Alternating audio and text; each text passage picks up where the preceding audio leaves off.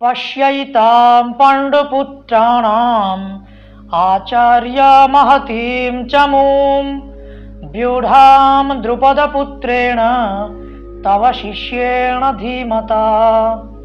শ্রীমদ্ ভগবদ গীতার প্রথম অধ্যায়ের তৃতীয় শ্লোক। এখানে আমরা দেখতে পাচ্ছি দুর্যোধন আচার্য দ্রোণের কাছে এসছেন এবং বলছেন যে দেখুন আচার্য, আপনার বুদ্ধিমান শিষ্য দ্রুপদ পুত্র দ্বারা পাণ্ডবদের পক্ষে যে ব্যূহ রচিত হয়েছে সেই সেনাকে একবার দর্শন করুন।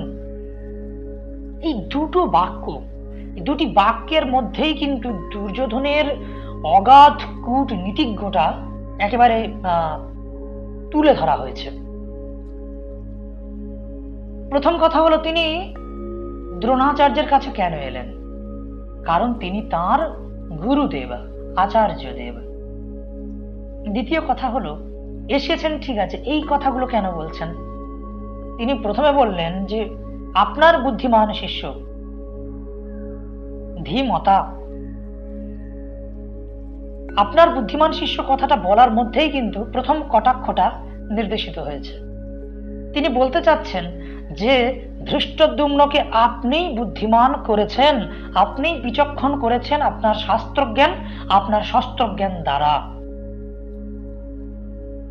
কেননা দ্রুপদের পুত্র ধৃষ্টদ্যুম্ন জন্মেছিলেন দ্রোণকে বধের জন্য এবং দ্রোণাচার্য নিজেই তাকে অস্ত্র শিক্ষা দিয়েছিলেন।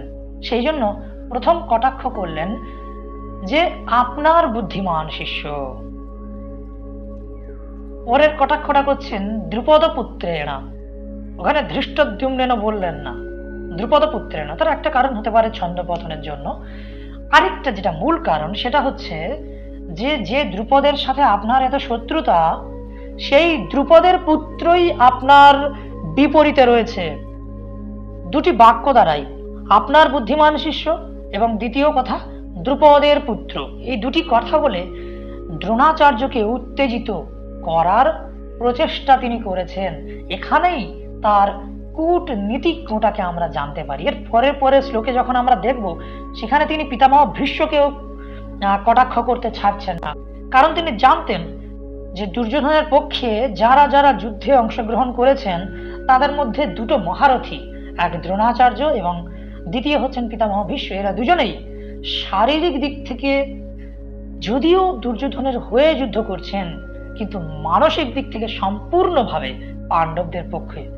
তাই তাদেরকে যাতে মানসিক দিক থেকেও ক্রোধান্বিত করে, উত্তেজিত করে নিজের পক্ষে আনা যায়, সেই প্রচেষ্টাই কিন্তু তিনি করেছেন।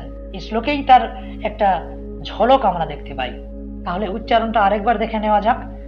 পশ্যৈতাম পাণ্ডুপুত্রাণাম আচার্য মহতীম চমূম ব্যূঢ়াম দ্রুপদপুত্রেণ তব শিষ্যেণ ধীমতা। আজকের এইটুকুই থাকলো। যারা ভিডিওটি দেখছেন ভালো লাগলে অবশ্যই শেয়ার করবেন এবং আমাকে ফলো করতে পারেন। এখানে ফেসবুকে ফলো করতে পারেন এবং ইউটিউবে আমার একটা শাস্ত্রধারা বলে একটা চ্যানেল রয়েছে, সেখানেও ফলো করতে পারেন। আমি সময়ে সময়ে গীতা বা শাস্ত্রের বিভিন্ন বিষয় সেখানে আলোচনা করে থাকি। আর কেমন লাগলো কমেন্ট করে অবশ্যই জানাতে ভুলবেন না। ভালো থাকবেন, সুস্থ থাকবেন। জয়তু ভারতম, জয়তু সংস্কৃতম।